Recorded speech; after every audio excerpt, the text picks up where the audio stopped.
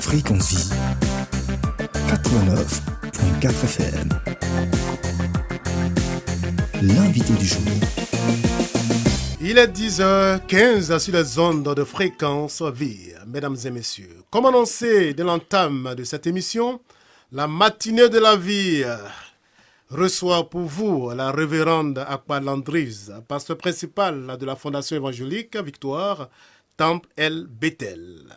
Mariée, mère de 7 enfants. Merci d'avoir accepté notre invitation, nonobstant vos lourdes responsabilités. Merci, Chrysostome. La sanctification, tel est le thème qui justifie aisément votre présence ici, révérende.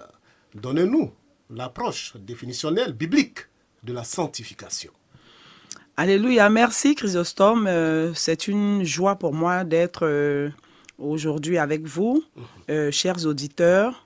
Il faut comprendre que la sanctification, si nous nous référons à la Bible, est un acte de se sanctifier, de se purifier de toute souillure, se séparer du mal. C'est un acte qui nous incombe, puisque la sainteté est la qualité de Dieu. Il s'agit de Dieu. La sainteté est la qualité de Dieu. Et Dieu nous dit en Lévitique, lorsqu'on se réfère à la Bible, Lévitique 11, versets 44 à 45, Dieu dit « Car je suis l'Éternel, votre Dieu, vous vous sanctifierez et vous serez saints, car je suis saint. Et vous ne vous rendrez point impurs par tous ces reptiles qui rampent sur la terre. » Ça veut dire que la sanctification, selon Dieu, selon la parole de Dieu, est un commandement. La sanctification est impérative dans la vie d'un chrétien.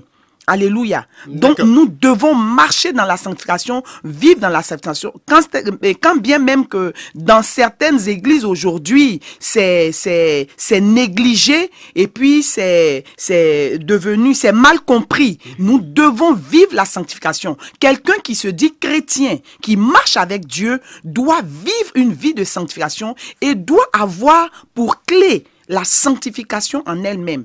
Parce que la Bible même nous dit, dans sa parole, que nous devons, ce que Dieu recherche, c'est notre sanctification. D'accord, révérende, nous allons encore séjourner dans votre réflexion. Pourquoi se sanctifier? Donnez-nous quelques raisons avec des exemples à l'appui. Qu'est-ce que vous avez à nous répondre? Il faut se sanctifier parce que d'abord, la sanctification est l'œuvre du Saint-Esprit.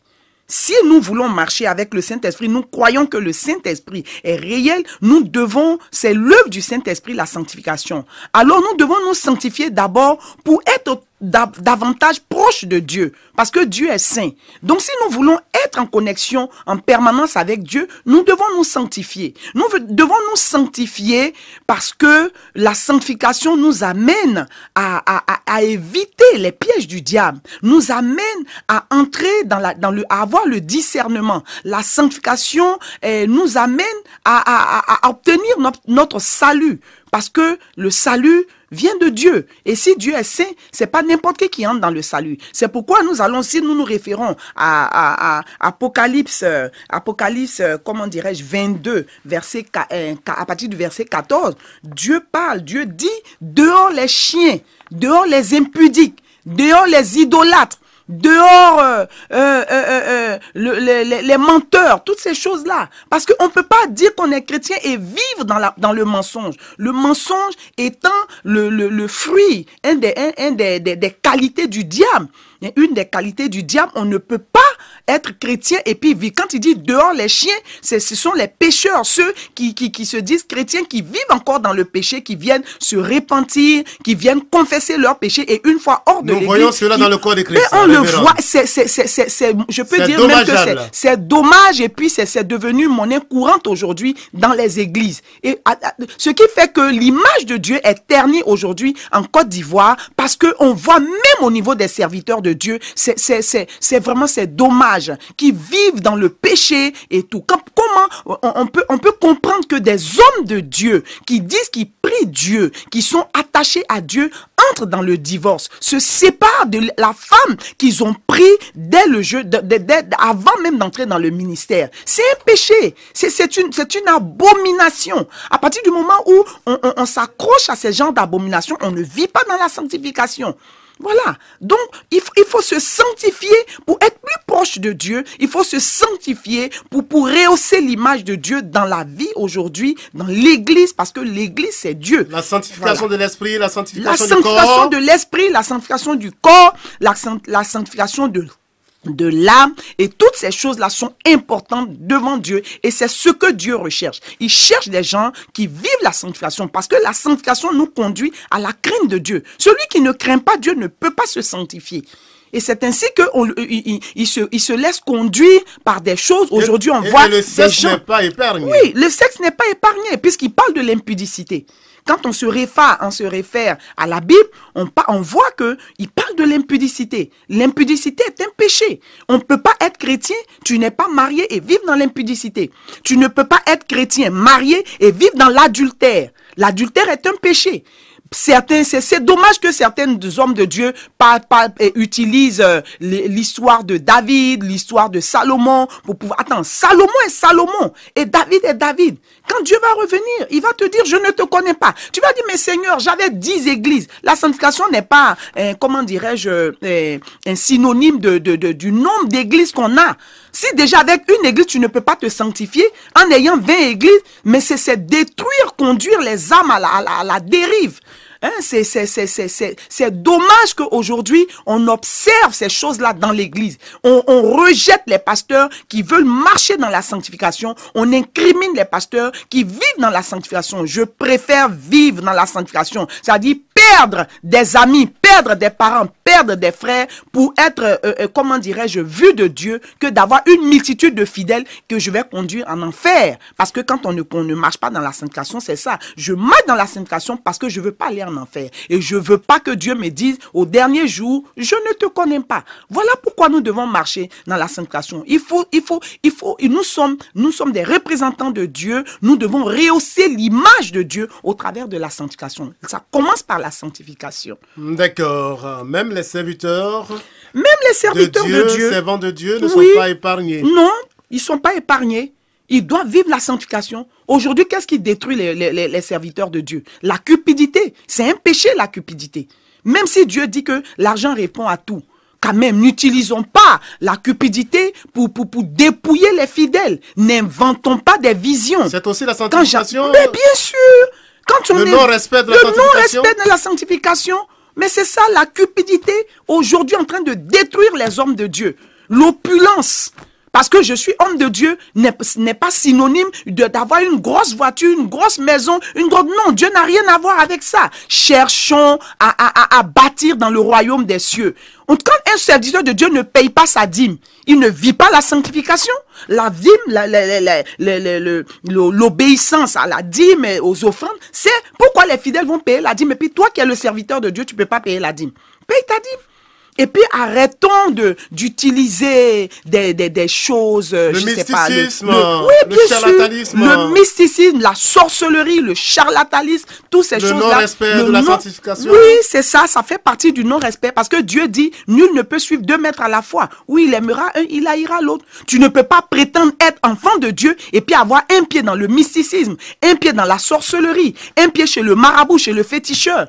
Qu'est-ce que tu fais de ton Dieu? Ton Dieu n'est-il pas capable de te donner ce qu'il veut? Et le corps de Christ vit cela. Et le corps de Christ vit cela. Rassemblons les hommes de Dieu et puis on va demander aux hommes de Dieu, on va toucher les hommes de Dieu pour voir. Il y en a qui ont des ceintures de sécurité dans les reins. Qu'est-ce que tu fais avec? Ton Dieu n'est-il pas capable d'opérer des miracles pour toi? C'est aussi le non-respect de la sanctification. Bien sûr, c'est le non-respect de la sanctification. Et Dieu dit dehors ces personnes-là, les magiciens, les idolâtres, tu es dehors. Un pied avec Dieu, un pied avec la magie, un pied avec l'idolâtrie, c'est dehors. Tu n'es pas enfant de Dieu, tu n'es même pas serviteur de Dieu, tu es serviteur du diable. Et nous avons aujourd'hui une multitude de serviteurs de Dieu qui ont été jetés, recrutés par les mystiques, recrutés par les sorciers, qui sont lancés, jetés dans cette nation ivoirienne en train de perdre des élus de Dieu. Dieu a dit, dans les derniers temps, ils viendront pour perdre même des élus de Dieu. C'est pourquoi tu dois marcher dans la sanctification pour avoir le discernement et savoir et marcher non seulement dans la sanctification, mais connaître la parole. Aujourd'hui, les chrétiens courent après les révélations, les prophéties. Qu'est-ce qu'une révélation, une prophétie peut t'apporter sans la parole de Dieu? Il dit, mon peuple périt par manque de connaissance. C'est aussi le non-respect de la sanctification, c'est le non-respect, révérende. C'est le non-respect de la sanctification. Si je ne cherche pas les enseignements, je ne cherche pas à m'imprégner de la parole de Dieu, je ne médite pas la parole de Dieu, je ne la mets pas en pratique, mais je ne vis pas dans la sanctification. Quand le péché va venir, je vais entrer dans les compromissions. Et puis quand je me compromets, mais je suis hors de la parole de Dieu. Dieu n'est pas dans les compromissions. Aujourd'hui, on a vu hier, comment dirais-je, ces choses qu'ils ont envoyées, où les hommes de Dieu sont rentrés dedans, je ne sais pas comment on appelle ça, placement d'argent. Aujourd'hui, on est serviteur de Dieu, on est dans quoi, je ne sais pas, tienchi, dans quoi, toutes ces choses-là. N'oublions pas que Dieu fait encore des miracles. Hein. Mais oui, Dieu fait des miracles et surtout que l'or et l'argent appartiennent à Dieu. Il suffit d'être sanctifié, de regarder à lui, d'avoir foi. La sanctification va avec la foi. Quand tu as la foi, Dieu a accompli.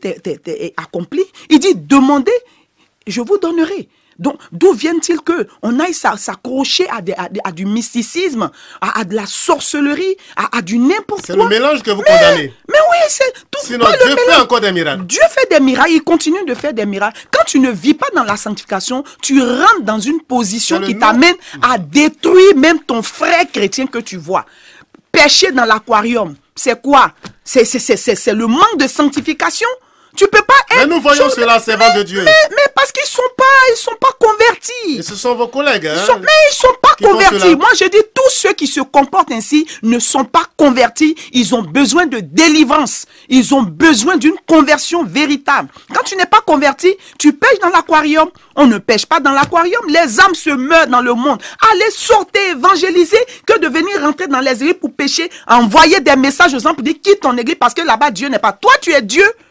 Si tu vivais une vie de sanctification, tu connaissais Dieu, tu n'allais pas te comporter ainsi. Parlons un peu de la sanctification du corps, pour parler du sexe ici, hein, pour être précis. Nous voyons femmes de ministère et tout ça. Mais bien sûr, mais c'est ça la mode aujourd'hui. Le non-respect de la sanctification. C'est ça le non-respect. Quelle est votre lecture là-dessus?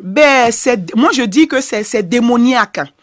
À partir du moment où tu vis, c'est démoniaque, c'est une abomination. Les histoires de femmes de ministère, femmes de Canaan, femmes de ceci. C'est quel passage biblique qui nous parle de la femme de ministère? Dieu t'a donné une femme. Tu as aimé, tu es allé devant lui, tu as dit oui, je le veux, je l'aime. Et puis tu sors parce que dans le groupe musical ou bien dans l'église, tu as vu une femme que tu aimes, le diable, la sirène des eaux vient te chaud, tu rentres dans une compromission de femme de ministère. Ce n'est pas biblique. Ce n'est pas biblique. Ce n'est pas biblique. Même si Dieu dit qu'il utilise les choses viles pour confondre les sages, la femme de ministère, c'est une abomination, c'est une destruction. Et ces gens de serviteurs de Dieu continuent d'avoir des fidèles, ils lèvent les mains. Qu'est-ce que je te communique? Je te communique, c'est l'esprit du sexe qui détruit aujourd'hui. Pourquoi les fidèles même ne peuvent pas respecter? Comment un serviteur de Dieu peut faire une onction d'huile à la poitrine au sein d'une jeune fille? Comment un serviteur de Dieu peut faire une onction d'huile au sexe? Mais ça existe.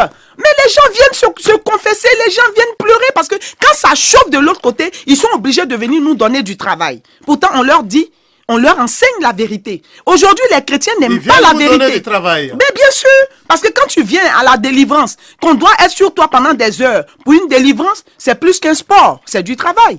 Donc, il faut savoir où tu vas. Il faut savoir ce que tu veux. Si tu connaissais, tu marchais, tu méditais la parole de Dieu, tu suivais les enseignements, tu suivais les études bibliques, tu allais comprendre que un homme qui te dit, viens, je vais te faire une onction d'huile dans ma chambre, c'est un démon pervers, un démon qui veut te détruire. L'homosexualité est rentrée dans les églises aujourd'hui. Il y a des hommes de Dieu qui sont homosexuels. Il y a des hommes de Dieu qui vivent dans ces choses-là. Moi, je dis, c'est pas possible.